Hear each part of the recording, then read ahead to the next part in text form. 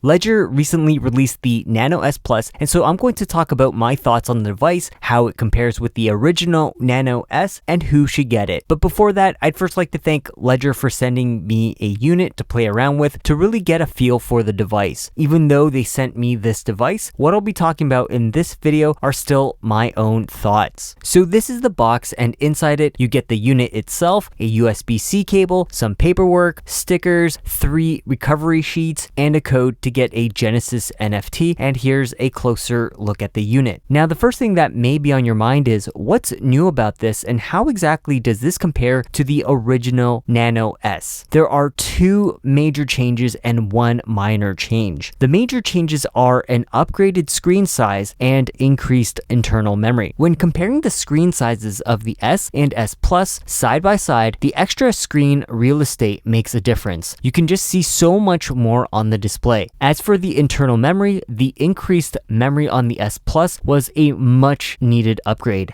It now allows you to store more coin applications on the device simultaneously than with the original S. With the S, the max applications I could have on the device before hitting the storage limit would be either 2 or 3, depending on the application's size. Now with the S Plus, hitting that limit is no longer a worry, as you can now have quite a number of coin applications downloaded simultaneously. As for the minor change, and this is just my opinion, they've moved from micro USB to USB-C. Micro USB is a bit outdated, and this will make using the S Plus more convenient for those who already use USB-C on their devices. As for the size of the device, it's just slightly longer and slightly thicker than the S. Weight-wise, there's really not much of a noticeable difference. The weight of the S Plus comes in at 21 grams, while the S comes in at 16.2 grams. With all the technical details out of the way, let's take a look at the prices. For the Nano S Plus, one costs $137.96 Canadian, and on 2, you save the $25 on shipping, so it'll be $228 Canadian flat. If we compare that price with the Nano S, it's a $25 difference. Compared to the X though, it's $61.04 Canadian cheaper. One thing that I do want to mention though is that there may be import fees. Now, I didn't have to pay for any, but it may be because Ledger covered it when shipping it out, so just keep that in mind. With all of that said, let's take a look at who the S Plus would be good for. I personally would say that if you're someone who knows that you're going to accumulate a decent portfolio of coins, I'm talking 4 or more, then paying the extra $25 for the Nano S Plus is a no-brainer and totally worth it in my opinion. For the extra $25, the bigger screen and increased memory is very much well worth it. But what if you're only holding on to a few coins? In that case, I would still say to get the Nano S Plus because you just never know if you decide to increase your coin holdings in the future. Just because you only hold a few coins now doesn't mean that you won't later on. In addition, the bigger screen really does make interacting with the device a much more smoother experience compared to the S. The last thing that I want to address is device compatibility. Just like with the Nano S, the S Plus will only work with a computer or an Android phone. So this is something that you'll need to consider if you don't necessarily have easy access to a personal computer or use an Android phone. If you are, however, someone who doesn't have easy access to a computer or uses an iPhone or would rather use a mobile device to do your crypto stuff, then the Nano X would be the device for you. It's pretty much the same device as the Nano S Plus, but with Bluetooth capabilities, which makes using it more versatile and convenient, especially when you're on the go. Now, if you're interested in checking out any of Ledger's devices, I'll leave a link down in the video description.